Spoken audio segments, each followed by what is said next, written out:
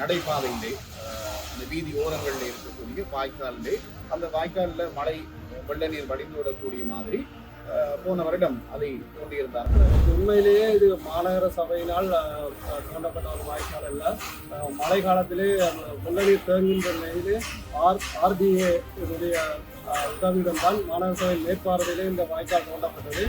இந்த வீதியிலே மிக அருகாமையிலே நீங்கள் பார்த்தீர்களாக இருந்தால் உங்களுக்கு தெரியும், பெரிய ஒரு மிகப்பெரிய அளவிலான வெள்ள நீர் வாய்க்கால் இருக்கு. இந்த வீதி அமைக்கப்பட்ட பொழுது அது சரியான ஒரு முறையிலே அமைக்கப்பட்டிருக்க வேண்டும். 2 பக்கங்களிலும் வடிகால் அமைக்கப்பட்டிருக்க வேண்டும். குளம் நிறைய இன்னொரு குளத்துக்கு வாய்க்கால் மூலமாகத்தான் அது கடலை சென்றடைகிறது. ஆனால் இந்த இடத்துல இந்த வாய்க்கால்கள்ல தண்ணி தொடர்ச்சியாக தேங்கி நிற்கிறது என்ற விடயத்தை நாங்கள் வச்சு பார்க்கும்போது இந்த குளங்களுக்கு இடையிலான இருக்கின்ற தொடர்புகள் அதில் ஏதாவது பிரச்சனை இருக்கலாம். சட்டவிரோத கட்டுமானங்களும் தங்கள் காணிகளை வாய்க்கால்களை அபகரிக்கின்ற ஒரு செயற்பாடு காரணமாக இந்த மழைநீர் அந்த வாய்க்காலுக்குள்ளே தேங்கி நிற்கக்கூடிய ஒரு துப்பாக்கியமான எல்லாமே காணப்படுகின்றது. உண்மைகள் பேசட்டும். இங்கே மறைக்கப்பட்ட வரலாறுகளும் அழிக்கப்பட்ட குரல்களும் பேசுகின்றன.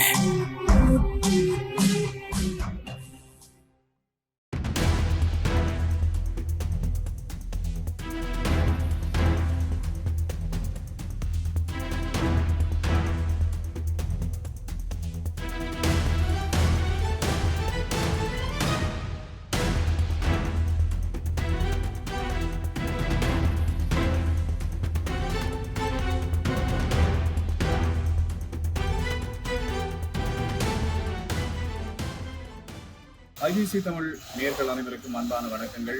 மற்றொரு உண்மைகள் பேசப்படும் நிகழ்ச்சியில் சந்திப்பதில் மகிழ்ச்சி. உடனடி தீர்வொன்று மக்களுக்காக கொடுக்கப்பட்டிருக்கிறது. இவர் வருவார் அவர் வருவார் என்ற பேச்சுக்கு இடமில்லாமல் யாழ்ப்பாண மாநகர சபை உடனடியாக களத்தில் இறங்கியிருக்கிறார்கள். சென்ற வாரம் ஒரு நிகழ்ச்சி, உண்மைகள் பேசப்படும் நிகழ்ச்சியில இந்த பருத்தித்துறை வீதி, யாழ்ப்பாணத்திலிருந்து ஆரம்பிக்கக்கூடிய பருத்தித்துறை வீதியிலே சிக்னல் சந்தியில மக்கள் எதிர்கொள்ளுகின்ற அசௌகரியங்களை நாங்கள் காணொலிகளாக வெளியிட்டோம்.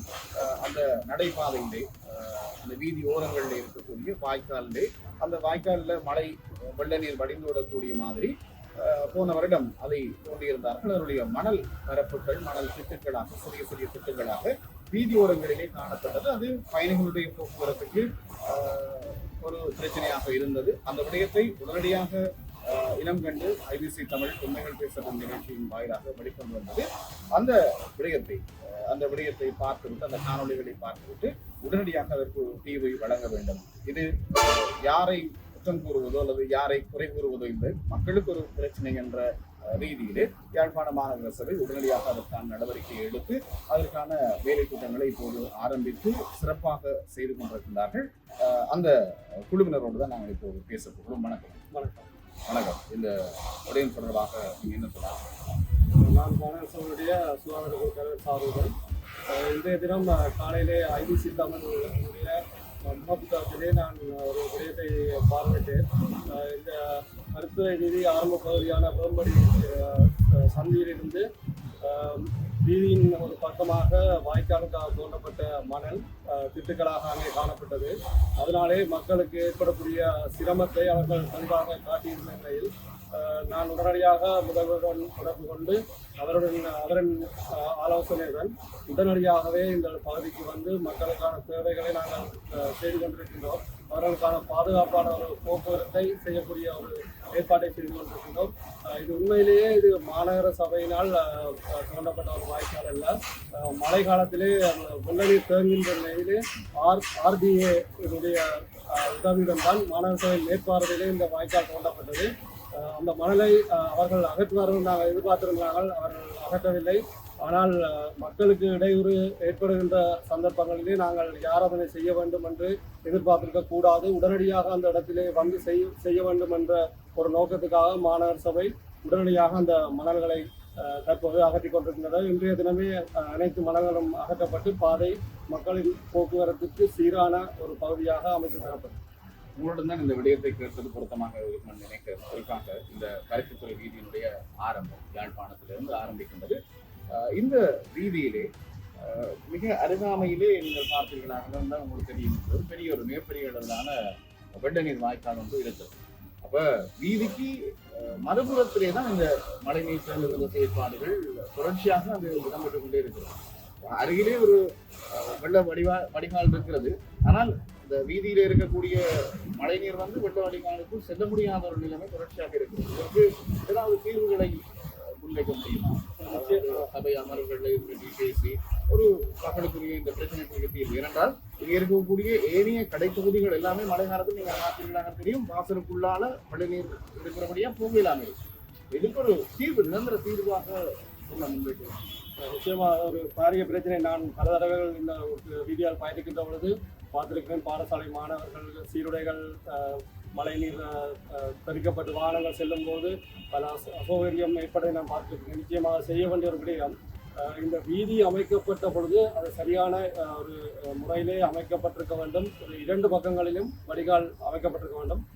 வீதியின் ஒரு பக்கத்தில் இருக்கின்ற மழைநீர் மறுபக்கம் செல்லாது என்றால் வீதியினுடைய நடுப்பகுதி உயரமாக காணப்படுகின்ற காரணத்தாலும் மழைநீர் அதை தாண்டி செல்ல முடியாமல் இருக்கின்றது.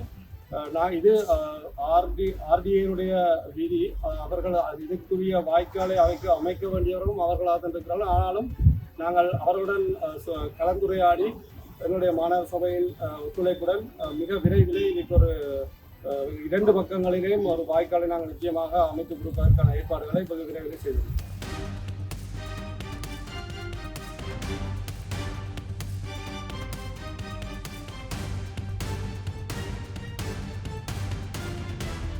தொடர்ச்சியாக இந்த வெள்ள நீர் வழிந்தோடுகின்ற வாய்க்கால்கள்ல ஒரு தேக்க நிலைமை இருக்கு, நீரினுடைய தேக்க நிலைமை இருக்கு. நீங்கள் அவதானித்து பார்த்திருக்காங்க தெரியும். அதுக்குள்ள போத்தல்களோ அஞ்சல்களோ விழுந்தால் அது தொடர்ச்சியாக பல்வேறுபட்ட அசௌகரியங்களை தொடர்ச்சியாக அந்த சூழலை ஏற்படுத்திக் கொண்டிருக்கின்ற விடயங்களாக இருக்கிறது. இந்த வாய்க்கால்ல கூட இந்த வெள்ள நீருடைய தேக்கம் அப்படியே இருக்கு. அப்ப ஒரு காலகட்டத்தில் ஒவ்வொரு குளங்களுக்கும் இடையிலான ஒரு தொடர்பு இருந்திருக்கு. அந்த தொடர்பு இறுதியாக கடலை இந்த வாய்க்கால் வழியாக சென்றடைந்திருக்கிறது. காலப்போக்கில் அந்த தொடர்புகள் எல்லாம் ஓரளவுக்கு துண்டிக்கப்பட்டு விட்டதோ அந்த ஒரு அச்சம் வந்து இந்த துறை சார்ந்தவர்களுக்கு இருக்கிறது. ஏனென்றால் ஒரு குளம் நிறைய இன்னொரு குளத்துக்கு வந்து வாய்க்கால் மூலமாகத்தான் அது கடலை சென்றடைகிறது. ஆனால் இந்த இடத்துல இந்த வாய்க்கால்கள்ல தண்ணி தொடர்ச்சியாக தேங்கி நிற்கிறது என்ற விடயத்தை நாங்கள் வச்சு பார்க்கும்போது இந்த குளங்களுக்கு இடையிலான இருக்கின்ற தொடர்புகள் அதுல ஏதாவது பிரச்சனை இருக்குதா? இதை சீர் செய்கிற மாதிரி என்ன மாதிரி திட்டங்களை முன்வைக்கலாம்? நீங்க உண்மையிலேயே ஆரம்ப காலங்களிலே சிறப்பான முறையிலே இந்த வடிகால்கள் அமைக்கப்பட்டு மழைநீர் குளங்களுக்கு சென்று குளங்கள் ஊடாக வடிகால்கள் ஊடாக சென்று கடலை அடைவதற்காக சரியாக அமைக்கப்பட்டிருந்தது. ஆனால் அதற்கு பிற்காலங்களிலே வந்த இந்த சட்டவிரோத கட்டுமானங்களும் தங்கள் காணிகளை வாய்க்கால்களை அபகரிக்கின்ற ஒரு செயற்பாடு காரணமாக இந்த மழைநீர் அந்த வாய்க்காலுக்குள்ளே தேங்கி நிற்கக்கூடிய ஒரு துப்பாக்கியமான எல்லாமே காணப்படுகின்றது. அது மாத்திரமல்ல, இந்த வாய்க்கால் பெரும்பாலானவை சிதைவடைந்து காணப்படுகின்றது. உண்மையிலே நாங்கள் அடிப்பகுதியும் கொங்கிரீட் மூலமாக அமைக்கப்பட்டிருக்க வேண்டிய பல வாய்க்கால்கள் சிதைவடைந்து ஒரு பகுதி ஆழமாகவும் மறுபகுதி மேடாகவும் காணப்படுகின்றன. தற்போது நாங்கள் இதை மழைநீர் செல்வதற்கு மாத்திரம்தான் இந்த வடிகால்களை பாவிக்க முடியும்.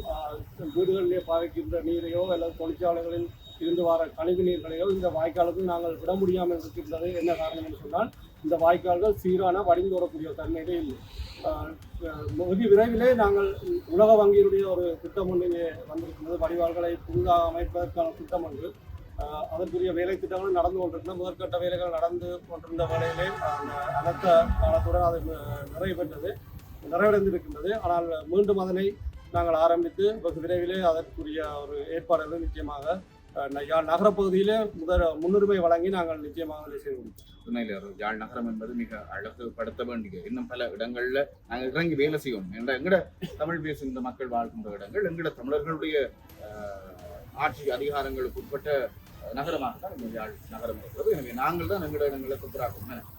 ஒரு விடயம் ஒரு பிரச்சனை ஏற்படுகிறது என்று சொன்னால் அந்த பிரச்சனை தொடர்பான குறை கூறுவதை விட அந்த விடயத்தை சுட்டிக்காட்டி அதற்கு ஒரு தீர்வை மக்களுக்கு பெற்றுக் கொடுத்ததுதான் பெரிய விஷயம். இன்றைய நாளில் நடந்திருக்கிற மாதிரி அதற்கு ஒரு தீர்வு எட்டப்பட வேண்டும் என்பதுதான் நோக்கம். நீங்க சொல்லியிருந்தீங்க இந்த மழை காலத்திலே வடிகால் அமைப்புகள் மூலமாக மழைநீர் ஓடுவதற்கு தான் இந்த வடிகால் அமைக்கப்பட்டிருக்கிறது. ஆனால் கருத்துத்துறை வீதியில நீங்க இப்ப பாப்பீங்கன்னா தெரியும் நிறுவனங்களுடைய கழிவு நீர்களும் இந்த வாய்க்கால்ல விடப்பட்டிருக்கு. அது உங்களுடைய பார்வைக்கு எட்டவில்லை. நிச்சயமான பல இந்த குளம் அமைந்திருக்கின்ற பகுதி, அருகாமையில் அமைந்திருக்கின்ற குளம் அமைந்திருக்கின்ற பகுதியில் ஏராளமான நிறுவனங்களுடைய கழிவு நீர்கள் தொடர்ச்சியாக இந்த பருத்தித்துறை வீதியில் அருகாமையில் இருக்கக்கூடிய வாய்க்கால்ல தொடர்ச்சியாக விடப்பட்டு கொண்டு அதுல துர்நாற்றங்கள் வீசக்கூடிய சந்தர்ப்பங்களும் இருக்கிறது. அங்க இருக்கக்கூடிய சிக்கன் சந்தையை நீங்க பாத்தீங்கன்னா தெரியும், அதுக்கு அருகாமையில் இருக்கக்கூடிய இடங்கள்ல இருக்கக்கூடிய கழிவு நீர்கள் அதற்குள்ள அப்படியே நேரடியாக விடுகிறது. உண்மையான விடயம்தான். ஆனால் உண்மையிலேயே தொழிற்சாலைகள் தங்கள் கழிவு நீரை வடிகால்களுக்குள் விடுவதாக இருந்தால் அதை பரிகரிக்கப்படும். அதாவது ட்ரீட் பண்ணப்பட்ட குடிநீர் நீரை மட்டும்தான், அதாவது சுத்தமாக்கி எந்த ஒரு துர்நாற்றமும் மற்ற ஒரு நீரை மாத்திரம்தான் வடிகால்களுக்குள் விட முடியும். அது கூட நாங்கள் இப்பொழுது அதற்கான அனுமதிகளை வழங்குவதில்லை என்று சொன்னால், வடிகால்கள் சீரில்லாத நேரத்திலே அந்த நீர் அதுக்குள் தேங்கி நின்று நுழம்புகள் போன்ற பல அசௌகரியங்களை மக்களுக்கு ஏற்படுத்துகின்ற காரணத்தினால் தற்பொழுது அதை நாங்கள் நிறுத்தி வைத்திருக்கின்றோம். சிலர் சட்டவிரோதமாக அந்த நீரை வடிகால்களுக்குள் விட்டுக் கொண்டிருக்கிறார்கள். பலருக்கு நாங்கள் வழக்கு தாக்கல் செய்திருக்கிறோம். நீங்கள் அறிந்திருப்பீர்கள், பெரிய பெரிய ஹோட்டல்ஸ் கூட நாங்கள் வழக்கு தாக்கல் செய்து உடனடியாக அந்த நீர் வருகின்ற பாதையை அடைத்து தான் நாங்கள் அதனை திறக்க விட்டிருக்கின்றோம். மேலும் சில காணப்படுகின்றன. நாங்கள் வெகு விரைவிலே அவர்களுக்கும் வழக்கு தாக்கல் செய்து நிச்சயமாக இந்த வாய்க்கால்களை சரியான முறையில் பேணுவதற்கு எங்களுடைய ஒத்துழைப்பை நிச்சயமாக நன்றி. இன்றைய நாளில் இந்த மக்களுடைய பிரச்சனைகளை உடனடியாக கடத்துக்குள்ள வந்து நீங்க நேரடியாக வருகை தந்து உங்கள்கிட்ட இருக்கக்கூடிய அந்த ஆரணிகளை வச்சுக்கொண்டு மக்களுக்கு என்ன செய்யலாமோ அந்த விஷயத்தை உடனடியாக விரைந்து சுகாதார குழுவினர் உடனடியாக விரைந்து மக்களுக்கு இந்த நேரத்துல கூட, அதாவது இந்த மதிய பொழுதுல கூட அவர்களுக்கு இதால பிரச்சனை வரக்கூடாது, இந்த வேலை திட்டத்தை நாங்கள் செய்யறதால பிரச்சனை வரக்கூடாதுன்னு சொல்லி முழுமையாக நீர் அப்படியே தடிக்கப்பட்டு இந்த புழுதிகள் மக்களுக்கு பறக்காம அதுக்கேற்ற முறையில் அந்த வேலை திட்டங்களை செய்து கொண்டிருக்கிறார்கள். யாழ்ப்பாண மாநகர சபை உண்மையிலே வாழ்த்துக்களையும் பாராட்டுகளையும் தெரிவித்துக் கொண்டு விடைபெறலாம். மற்றொரு காணொலி மூலமாக உங்களை சந்திக்கும் வரை உங்களிடமிருந்து விடைபெற்றுக் கொள்ளும் நான் உங்கள் பிரவீன். நன்றி.